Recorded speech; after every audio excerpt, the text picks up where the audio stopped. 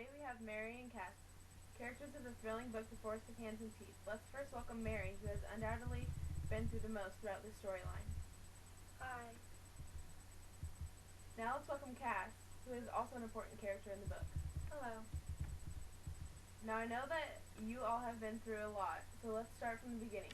Mary, when you were forced to the cathedral with all the sisters, did you feel like your freedom and future was taken from you? Well, my whole life has been about watching out for myself and my family, and when Jed left me and my mom died, I felt like I was alone. So going to the cathedral was just another punch in my face. I was already at rock bottom, so all there was to do was go up. So entering it, you thought you could keep going on? I was expecting Harry to come for me, but he never did. And when I took care of Travis, I just fell more in love with him. So Harry was the last thing on my mind, and Travis was the only one I cared about. Then I discovered secrets about the sisterhood, and soon Gabrielle was the main thing on my mind. That's when I knew there was an outside and the ocean did exist, and leaving was an option for me. Cass, did you think that Mary and her obsession with the ocean was a good thing or a bad thing? And when you heard about it, would you have ever left the village?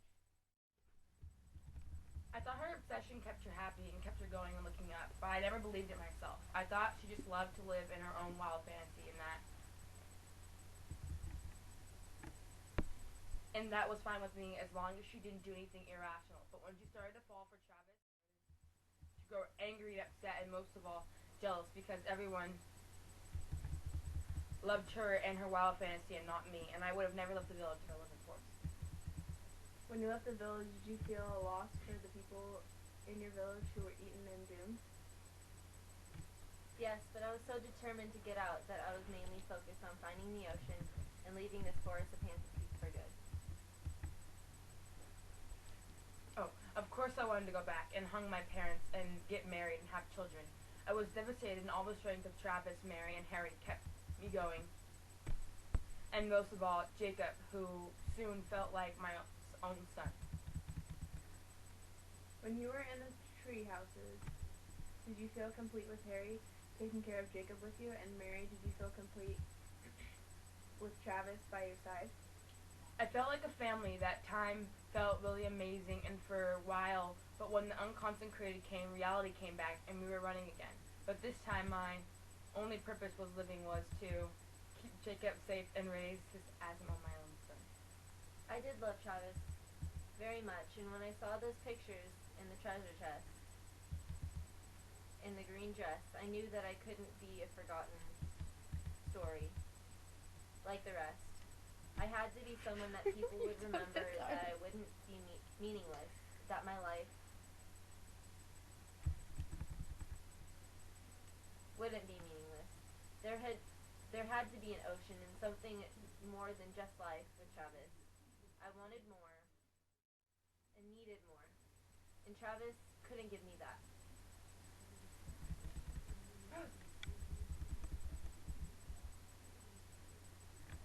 How did the unconsecrated play in this whole storyline? They were the antagonists that would never be beat. They would keep coming, never stopping, even now. They'd find you and kill you eventually because their never-ending hunger and hatred makes them thrive.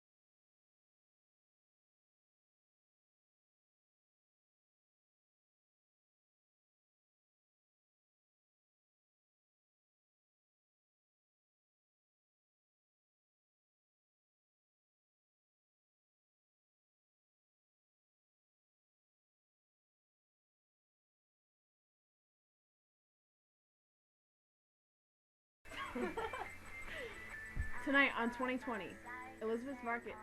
I can't even see. There's a lot of Yeah. bloopers now. Okay. Ready? Be serious. No laughing. Try to do some eye contact. Mainly look at the future, but to the audience. But mainly just look. Mainly look at each other, but mainly look at the audience. Got it? Harry and Cass, characters of the thrilling book, The Forest of Hands and Teeth.